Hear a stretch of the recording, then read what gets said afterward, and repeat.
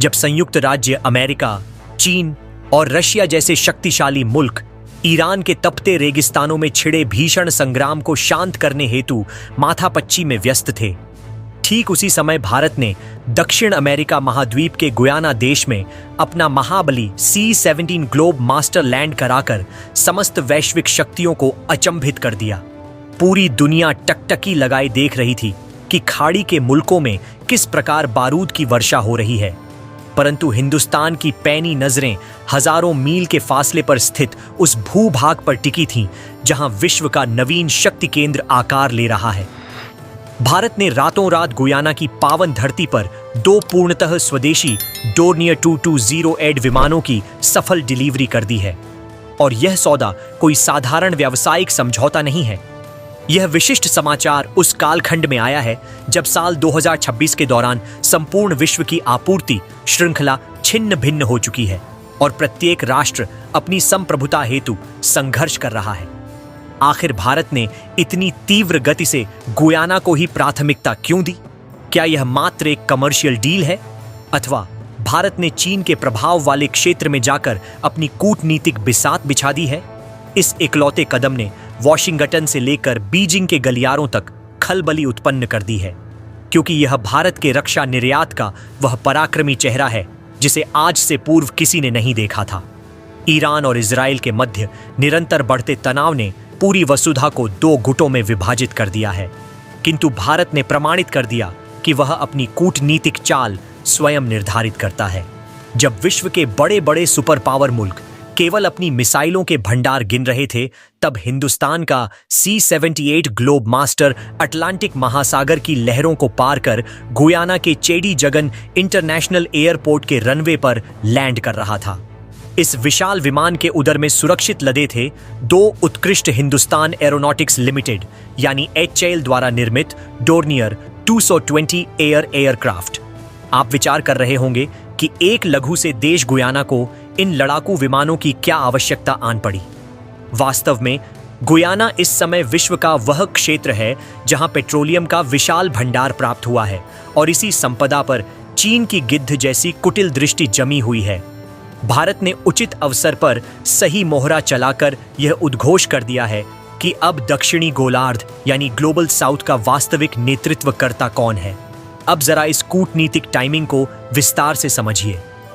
साल 2026 के आरंभ से ही दक्षिण अमेरिका में सामरिक हलचल तीव्र है। गुयाना और उसके पडीडी हौसी राष्ट्र वेनेजुएला के मध्य सीमा विवाद को लेकर भारी तनातनी व्याप्त है। वेनेजुएला गुयाना के एसेकिबो भूभाग पर अपना अधिकार जमा रहा है, जो कच्चा तेल और बहुमूल्य खनिजों से लबालब भरा हुआ है। ऐसी परिस्थिति में गुयाना को अपनी सीमाओं की चौकसी के लिए एक ऐसे प्रहरी की आवश्यकता थी जो आकार में छोटा हो किंतु बहुत ही मारक और अचूक हो। यहीं पर सक्रिय प्रविष्टि होती है भारत के डोर्नियर 220 की। यह विमान मात्र गगन में उड़ता नहीं है, यह समंदर की लहरों के बीच छिपकर बैठे शत्रुओं को सूंघने की अद्भुत शक्ति रखता है।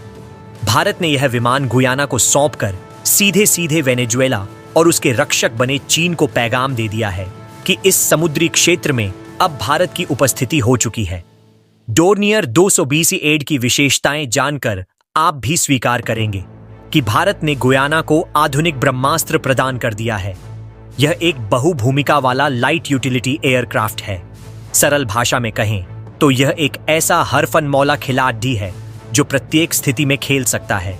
इसमें सुसज्जित सेंसर्स और रडार प्रणाली इतनी उन्नत है कि यह समुद्र में मामूली से मामूली पोत की हलचल को भी कैद कर लेते हैं। गुयाना के पास अत्यंत लंबी कोस्ट लाइन है और वहां तेल उत्खनन करने वाली कंपनियों के विशालकाय जहाज खड्डीसिए रहते हैं। इन जहाज़ों की रक्षा और जलीय लुटेरों पर नियंत्रण करने के लिए डोर्नियर से श्रेष्ठ विकल्प और कुछ नहीं हो सकता। यह विमान बहुत ही संकीर्ण स्थान से टेक ऑफ कर सकता है और छोटी सी हवाई पट्टी पर लैंड कर सकता है। यानी यदि गुयाना के किसी अत्यंत दुर्गम इलाके में कोई संकटकालीन स्थिति उत्पन्न हो जाए तो यह विमान क्षण भर में वहां उपस्थित हो जाएगा।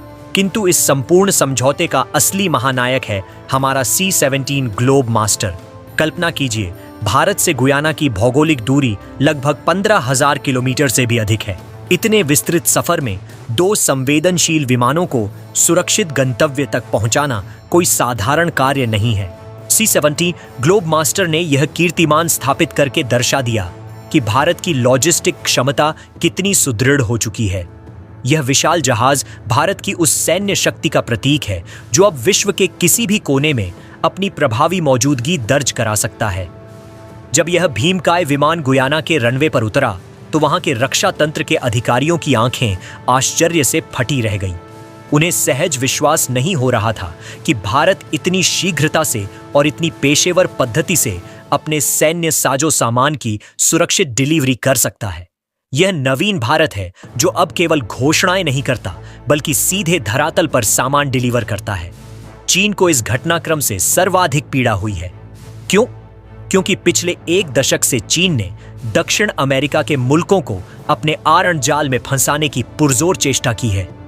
चीन ने अनुमान लगाया था कि गुयाना भी उसके बेल्ट एंड रोड इनिशिएटिव का अंग बनकर उसके आगे नतमस्तक होगा, किंतु गुयाना ने भारत की मित्रता पर अटूट भरोसा जताया।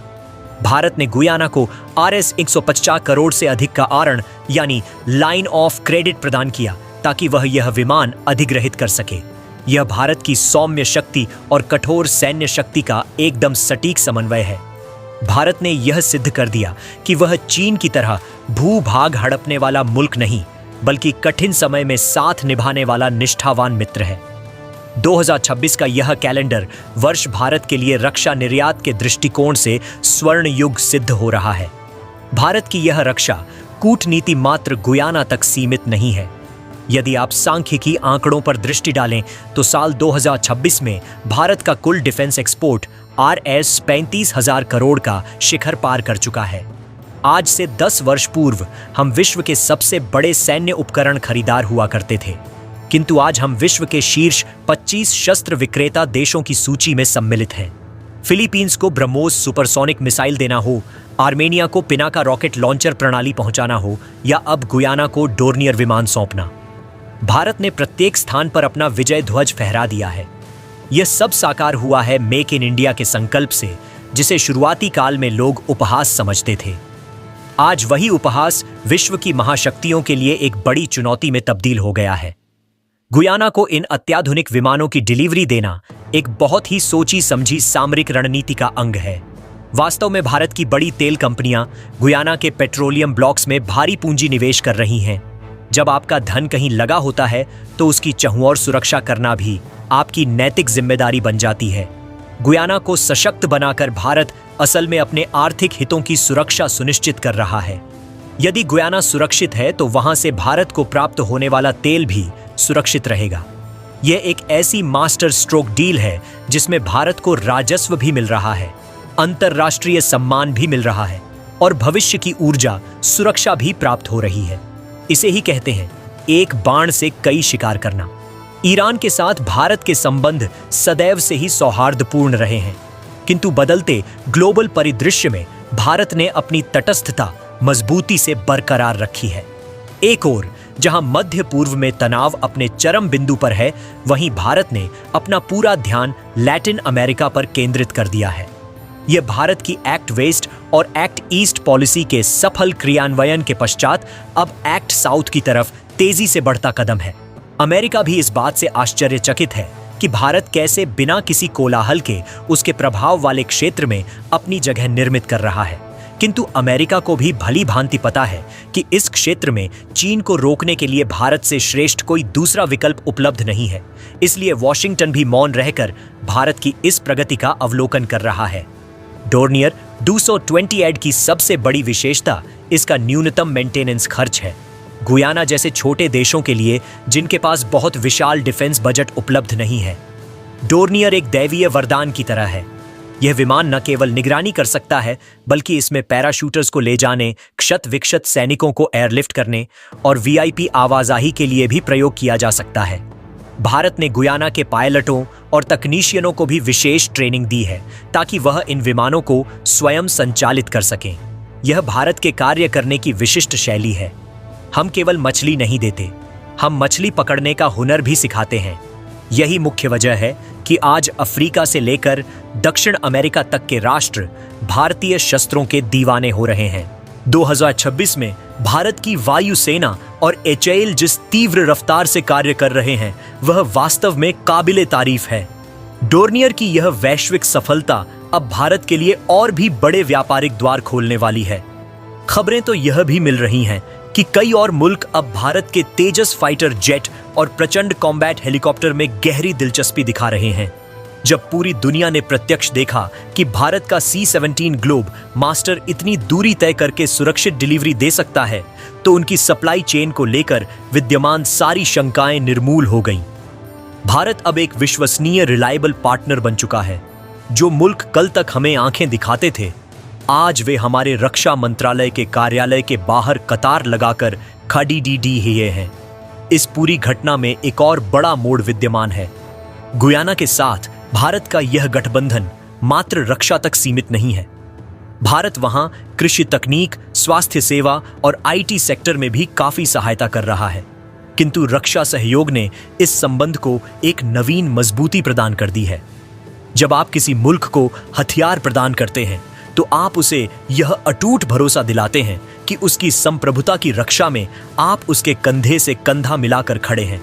भारत ने गुयाना को डोर्नियर देकर यह पूर्णतः साफ कर दिया है कि अगर एसेकिबो के विवादित मुद्दे पर कोई भी मुल्क गुयाना पर दबाव बनाने का दुस्साहस करेगा तो भारत मूक दर्शक बनकर नहीं बैठेगा। यह भारत की नई आक्रामक और स्पष्ट विदेश नीति का जीवंत हिस्सा है। आज के युग में सूचना ही सबसे प्रभावशाली हथियार है। डोर्नियर द्वाई 208 में जो इलेक्ट्रॉनिक इंटेलिजेंस सिस्टम फिट किए गए हैं वह दुश्मन की रेडियो फ्रीक्वेंसी और रडार तरंगों को हवा में ही पकड़ सकते हैं। इसका तात्पर्य यह है कि अगर शत्रु का कोई पोत या विमान गुयाना की सरहद के पास भटकने की चेष्टा भी करेगा तो उसका ज्ञान पहले ही प्राप्त हो जाएगा। यह अर्ली वार्निंग सिस्टम ही किसी भी लघु राष्ट्र के लिए सबसे बड़ी रक्षा ढाल होता है। भारत ने गुयाना को वही अभेद्य ढाल पहना दी है। अब वहां की थल और जल सेना की आंखें और कान बन चुका है हिंदुस्तान का गौरव डोर्नियर। सामान्य लोग अक्सर प्रश्न करते हैं कि भारत को इससे क्या हासिल होगा। उत्तर अत्यंत सीधा है, ग्लोबल इन्फ्लुएंस। जब भारत के निर्मित विमान दुनिया के विभिन्न महाद्वीपों के गगन में उड़ान भरेंगे तो मेड इन इंडिया का शंखनाद होगा। इससे न केवल हमारी अर्थव्यवस्था सशक्त होगी बल्कि संयुक्त राष्ट्र सुरक्षा परिषद में भारत की स्थायी सदस्यता का दावा भी और अधिक प्रबल होगा। हम संपूर्ण जगत को दिखा रहे हैं कि हम सिर्फ शांति के प्रवचन नहीं देते बल्कि शांति स्थापित रखने के लिए आवश्यक सामर्थ्य भी पैदा करना जानते हैं। गुयाना के हवाई अड्डे पर C-17 का उतरना उस विशाल ताकत का एक लघु ट्रेलर मात्र है। पूरी वास्तविक फिल्म तो अभी प्रदर्शित होनी बाकी है। ईरान के जारी संघर्ष के मध्य भारत का यह रणनीतिक कदम इसीलिए भी महत्वपूर्ण है क्योंकि वर्तमान में दुनिया का ध्यान भटका हुआ है। ऐसे काल में जब समाचार पत्रों की हेडलाइंस सिर्फ युद्ध और विभीषिका की खबरों से भरी हुई है, भारत नवनिर्माण और अंतर्राष्ट्रीय सहयोग की एक नई पटकथा लिख रहा है। यह एक ऐसी अमर कहानी है जिसमें भारत का स्वाभिमान है, पूर्ण आत्मनिर्भरता है और अपने मित्रों के लिए कुछ भी कर गुजरने का दृढ़ जज्बा है। गुयाना की निर्वाचित सरकार ने प्रधानमंत्री मोदी और भारत सरकार का हृदय से आभार व्यक्त करते हुए कहा है कि यह उनके राष्ट्र के इतिहास का एक नया अध्याय है। और क्यों ना हो, जब विश्व का सबसे बड़ा लोकतंत्र आपके साथ खड़ा हो तो किसी से डरने की कोई बात ही नहीं रह जाती।